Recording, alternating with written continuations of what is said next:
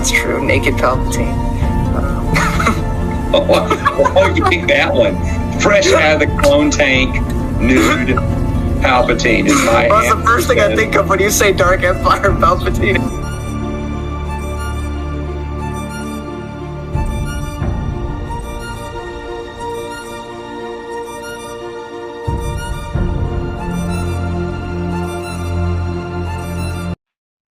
Hello everyone.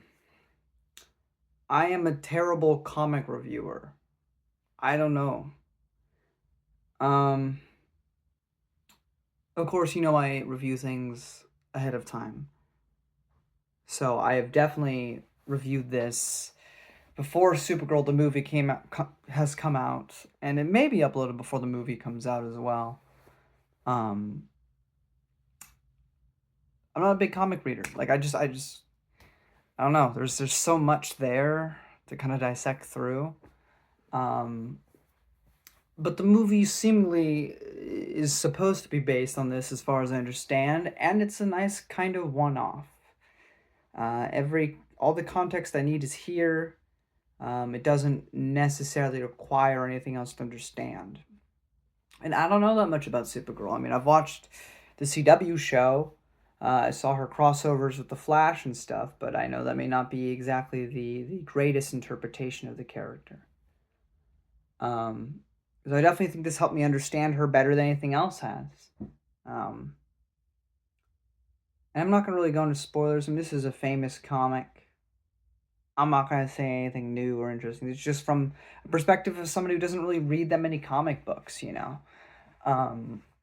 The framing narrative, we follow a story told by a separate character. It's not from Supergirl's perspective. It's from this girl named Ruth. From the future. So we know she's okay in the end because she's telling this story retroactively. But her father is basically brutally murdered. She wants vengeance, and she comes upon Supergirl. And Supergirl, she's having her 21st birthday when they first meet, so she's drinking, getting drunk, and as we saw in the Superman movie that came out in 2025, you know, she likes to go to red planet, or planets with red suns, and drink away, because then it could actually affect her. And she's a different character from Superman. And we see her get to be vulnerable quite a few times, whether it be through a red sun where she's a bit more of a normal person, but she still kicks butt. But she's a lot more vulnerable, could be hurt by a lot more. Or later on, there's even a green sun, which I guess is a kryptonite sun. I don't know. That's comic book nerds for you. I don't know what any of that stuff is. But other people will know. They'll be like, that's that thing. And like, I don't know. Apparently Superman was on that same place for a bit. He only had to be there for 45 minutes and he was suffering and dying and the Justice League saved him. But Supergirl had to be there for way longer. With only a little girl with not too much fighting experience to defend her. So, stakes. But by and large, the guy that killed Ruth's dad steals Supergirl's spaceship. So they have to go on like a long spacefaring journey just to find this guy. And of course you get the typical things of revenge and justice and the right thing. And I think the big thing here is seeing Supergirl's dynamic, which we don't really get into until later in the issues. But, you know, Superman, he too is an orphan of Krypton, right? Like he lost his parents, he lost his homeworld. But at the same time, he was an infant, right? So you can still mourn that stuff, but he never, his whole life, his family was the Kents. Like that's his reality, you know? It sucks that he doesn't have his planet, but it's not like he had personal relationships with those people. Kara, on the other hand, she was way older. Like she knew these people. And not only did the planet die, but she had to watch people slowly die because her father, you know, brother to Clark's dad, he made this like thing where people were still alive for a little bit longer, but people were dying off a lot. And so Kara had to watch her mom die and watch a bunch of other people die slowly until finally her dad sent her off. But for her, like I said, whether it be watching people slowly die or just knowing that the whole planet is gone, she's had personal relationships, so it's a lot more harder for her to adjust than it is for him, or for Superman. Um, in a lot of ways, I guess the only comparison I can make, she's very much like Doctor Who in a sense. Although Doctor Who kind of caused it, Kara had nothing to do with causing the destruction of it. But in the same sense, they were kind of like the last survivors. She has her cousin, she has that. But outside of that, like, that's it. And I don't even think she had that close a relationship with her cousin until after, you know? I mean, considering he was a baby, there's no way they could have a close relationship. So they built that later. Um, but Clark is inherently just kind and good, right? Because of the Kents. Kara is also kind, but she's also filled with fury that she contains all the time, that she holds back, um, because she deals with so much internally. So she's quite different, but at the same time, despite the differences there, the similarities, probably what make them come together so closely later on. We get a lot of, despite how kind of crazy the story is, like, it's very much like, it's perfect for like a James Gunn like sort of cinematic universe, right? Because he's famous for the Guardians of the Galaxy movies, where it's like a family unit, interpersonal relationship, and crazy wacky space adventure. I mean, that's basically what this is. I mean, it is Ruth and Kara and their like forming relationship, and wacky adventures leading up to this confrontation with this guy Chrome. So I think the art's magnificent. I don't have too much. I'm not an art person. I don't know what to say about art, but it was very cinematic feel. I feel like that's easily translated into film. Like if they take shots from this, there's gonna be some beautiful shots in the film because they're beautiful art pieces in of themselves here on the panel. So you just gotta steal that verbatim, and you have yourself a nice cinematic shot. Um, but I enjoyed it. I don't have any personal connection to Kara, and I felt like this helped me better understand her and her character, and Ruth also for being, like an original character that exists for this story. I think she gets phenomenal development and I cared about her dilemma, and she kind of has this huge spiel at the end of the final issue, which was very powerful. Um, Also, the writing, typically, I mean, not that comic books necessarily have bad writing, but when you come to comic books, you're typically thinking about, like the story. It's like the plot, it's the character, it's the art. I don't know. I don't read too many comics. What do I know? What am I even talking about?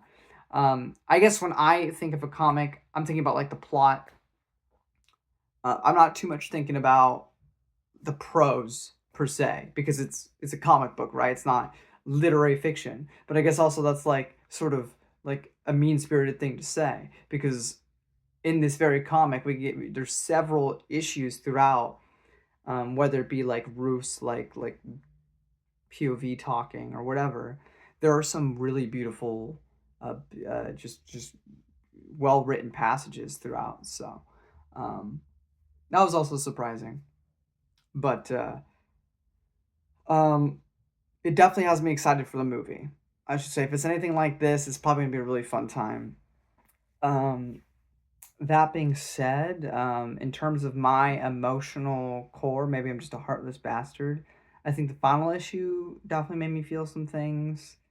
Um, there was a moment early on where there's this sort of like racism allegory with the purples and the blues, and the blues are like high up in society, and they put purples in the lower class places and stuff, and then Kara finds like mounds and mounds of dead bodies, and she rushes, kind of like how Superman does in the movie when he goes, "Where's the dog?" But way more scarier when she pops up and is like, "What the frick, dog?" She also cusses like a sailor too, which is very fun. something that Superman doesn't typically do. So yeah, I mean, she's got some spunk. She's a fun character, and I enjoy seeing the differences, but also the similarities that both make them heroes. You know, um, and yeah, I don't know. I guess perhaps I maybe it's because of my gender. Maybe it's because I just don't have similar experiences to losing a bunch of people like that, that I can't particularly relate to certain aspects of of this particular superhero. Like Superman, I can't relate to being an orphan. Um, but everybody can relate to being a part of the world and yet feeling so set apart, even if they're not an alien superhero. And Batman is obvious, um, but Kara is very specific. I don't feel like I hold deep anger in my heart and have to hold that back. I do. Um, I'm with her all the way when we have the moments like when she's sitting with that one alien in the hospital room and she's helping feeding him. Like that was really nice. Or there's a fantastic moment with her and this like other alien dude. I think it's on the same planet where the massacre happened that I just mentioned, and he's an older man, right? So he's struggling. He's making all these mounds of graves to put all these dead bodies in. And later on, he's like, "And my daughter, she got cut into a bunch of pieces, and I'm hoping to get this all done because I want to make sure she has." Like he's not even crying or anything. He's saying it so nonchalant, like it's really kind of crazy, like he's holding back a lot. I don't even know how to describe it, but he's like, yeah, hopefully I get done with all these in time. I want to make sure I have time to make a grave for my daughter because I don't want her to be in a mass grave. I think she deserves to have her own. Kara, she has a super speed and stuff. She offers to help and she does it, and even tells her that she sees where the dead body is if you want to go grab it real quick to go put her in. And just like little moments like that are just, I mean, little, I mean, that's kind of huge, but like, it's just those little acts of kindness that she does, which are really endearing. Um, and the sort of like very cinematic, very subtle moments I could see like being on screen in terms of like, yeah, this old man not crying, not making a big deal out of something colossal as he's just getting these graves ready for all these people and hoping he has enough time to go find his baby girl's dead body so he could probably give her her own burial and not be in a mass grave, which is going to happen if he runs out of time. But he says it all casually. Like he's not crying, he's not angry, he just kind of says like, "Yep, well hopefully I find time." Like it's like taking out the trash. Like he must be so used to this. I mean, his own daughter. I don't even know, right? And the car just immediately helps, and or even with the end of the story, with her kind of making this whole plan that we realize through the revelation. And I mean, I'm assuming you've read the story. If you haven't, maybe bail now. But just I knew I couldn't teach you because I wouldn't have learned. You had to experience yourself. So, um, um, they end up not killing him. Um, and he does reform later on, but that doesn't stop Ruth from giving him a good old whack with the cane at the end, which was pretty funny. Um, but you got redemption, and you got your revenge. Maybe not in the same way by murdering the man, but you still got your revenge. A good whack to the face. Um, so I think that was all well and good, and like I said, I'm not a comic book guy. I shouldn't be reviewing these, but I asked people what's the one Supergirl comic I should read, and this was it. And I'm aptly excited and prepared for the film to come out. So, plus, I love House of the Dragon, and I should. She's a good actress, amongst also being a very beautiful lady. So I look forward to seeing the film. um, anyway, I don't know what I'm talking about. I'm silly, dummy. Um, but I enjoyed my time with it. It's very good. Um, yeah. If there's any other comics you think I should read before seeing the movie, let me know in the comment section below. Obviously, in relation to Supergirl. Um, and yeah, I think I got a newfound appreciation for her in much the same way. You know, the 2025 movie really, it's not a perfect movie, and I wouldn't argue that. I think people glaze a little too hard, and I think people hate on it a little too much. I think it's good. Not great, good. But I think the big thing is that I was never particularly a fan of Superman. I didn't get it. I just didn't get it. And it wasn't until I finally watched that movie that it clicked. Like, I understood why people have loved this character for so long. And then I read Superman for All Seasons and All-Star Superman and a few other things, and it was all clicking. I was like, yes, I get it. I understand why people love this character now. And I haven't seen the film yet, but I think in much the same way, this comic has helped me understand why people like Kara.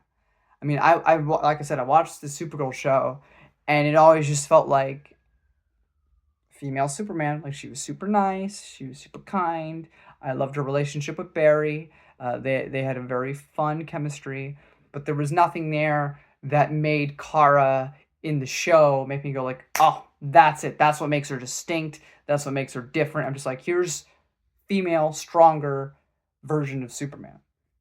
And that was, just kind of whatever, like, it wasn't bad. It just wasn't, there was nothing there to make me go like, oh yeah, love this character. This is, I'm going to buy thousands of comics about this woman in particular, but I feel like this comic and the upcoming movie will probably do that for loads of people that never picked up one before. So if you haven't seen the movie yet, coming from someone who is not a comic book guy, I recommend it.